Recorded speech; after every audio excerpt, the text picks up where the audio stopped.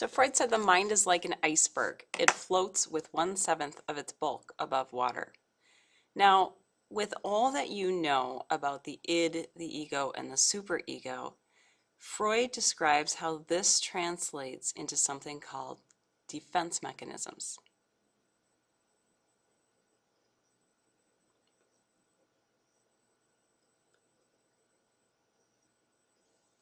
So our ego hates feeling hurt, and it will take steps to defend itself through various strategies. And these are what the defense mechanisms are. Now, one thing for you to remember, one of the most important pieces of this, is that we are never consciously aware that we're exhibiting these defense mechanisms. Once we become aware of why we exhibit the behavior, it ceases, it ends becoming a defense mechanism. So let me explain this through a scenario. All right, so we've got quarterback of the high school football team, that's Brandon, and he is dating a girl named Jasmine. Sorry, Jasmine didn't have enough clothes on, so I had to give her a dress. So Jasmine dumps Brandon, and she starts dating Drew, the president of the chess club. Now, something terrible like this happens to a person. The ego is dealing with a tremendous amount of anxiety, so the individual might exhibit some behavior that's based on what is underneath, what's in the unconscious. So one thing that might happen is repression. Repression is pushing thoughts into our unconscious. So when asked about Jasmine, Brandon might say, who? I haven't thought about her for a while. So we have the elephant here who can't remember anything, and Brandon has thrown that memory deep, deep underneath. That's what repression is. And I guess another question for you to think about is, why don't we remember our Oedipus and Electra complexes? So then the next defense mechanism is denial. This is not accepting the ego-threatening truth. So the truth that you just lost your girlfriend, that life is bad for you, that's very difficult to accept. It's much easier to deny. So Brandon might still act like he's together with Jasmine. He might hang out by her locker. He might even plan dates with her. Now the next defense mechanism is regression. Regression is when you return to an earlier comforting form of behavior. So Brandon starts to sleep with his favorite childhood stuffed animal, Sage-alicious. Another example, sucking your thumb, becoming childish. One maybe more common example is with my children. When my oldest was 3, I had my second child, and as soon as that new baby came into the house, my 3-year-old started regressing like a baby.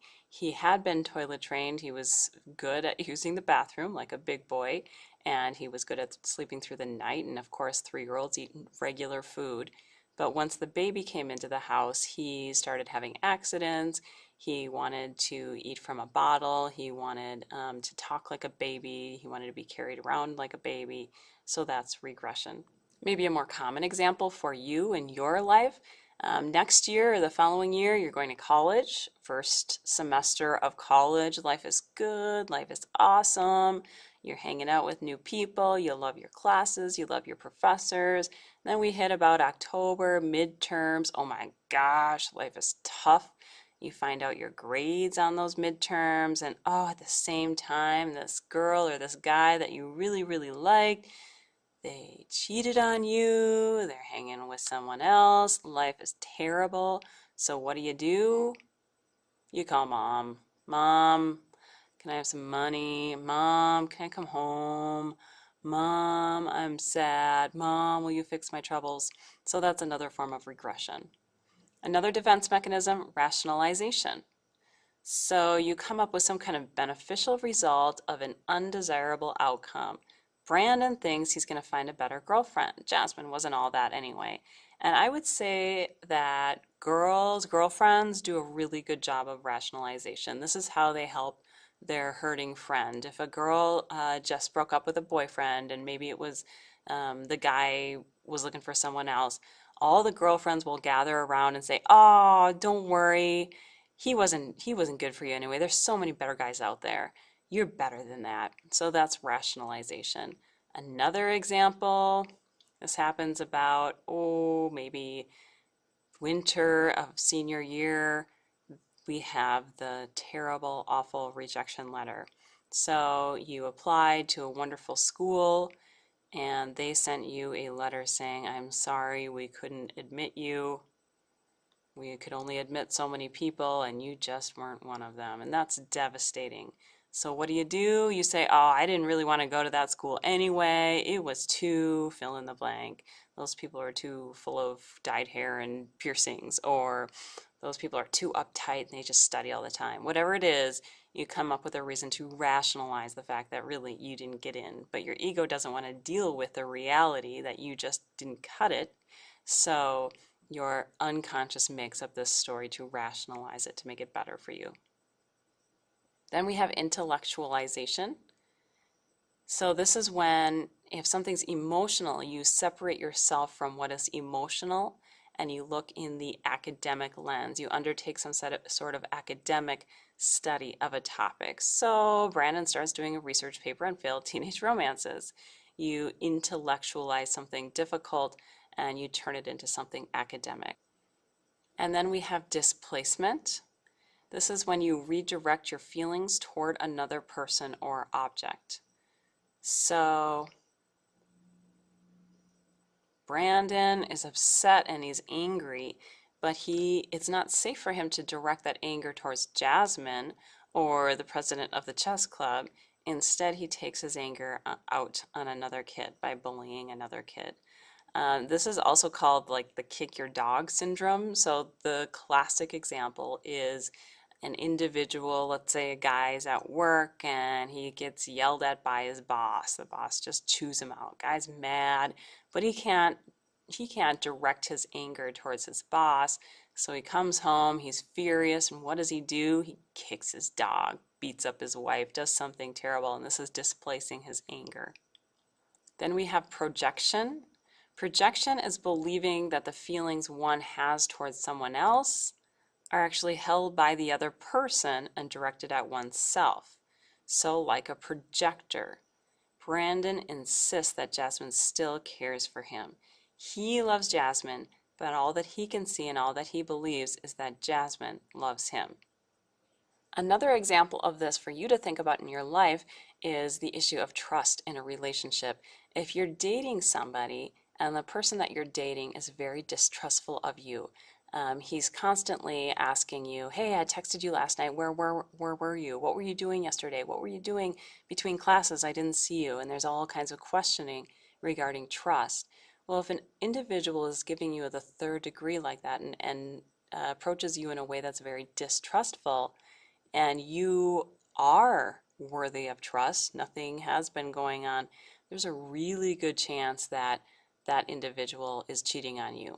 So that individual is projecting their inability to earn trust onto you. Get out of that relationship. Next, we have reaction formation. This is expressing the opposite of how one truly feels. So the cootie stage in Freud's latent development, when maybe a person actually, looking at little boy and girl romances during the latent stage, the latency stage, if a little boy likes a girl in elementary school, he doesn't actually talk to her in a kind way. He doesn't actually tell her he likes her. He's mean to her. He's mean, nasty, throws spitballs, hits her, picks her at her hair. And this is the opposite of how a person truly feels. So if we think about Brandon claims that he hates Jasmine, but really deep down inside, he loves her. Now, Freud also applied this defense mechanism in terms of a person's sexual identity or sexual orientation.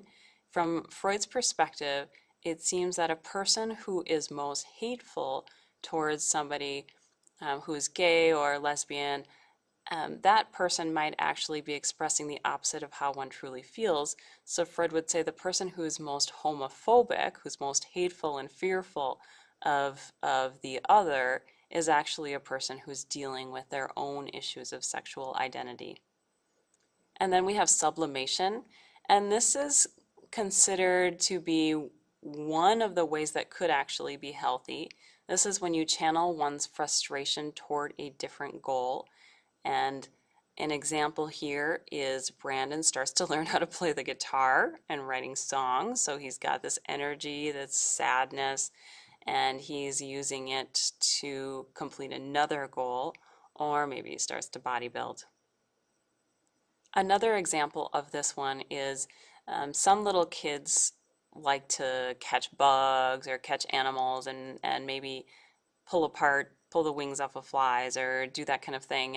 And from an adult's perspective, that might look like horrible, like, oh my goodness, this person's going to be a serial killer. This is a recipe for disaster.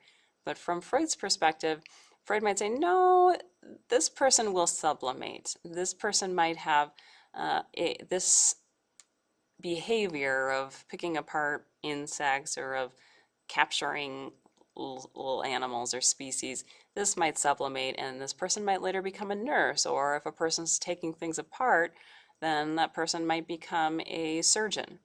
So you could look at this one in terms of a healthy defense mechanism sometimes.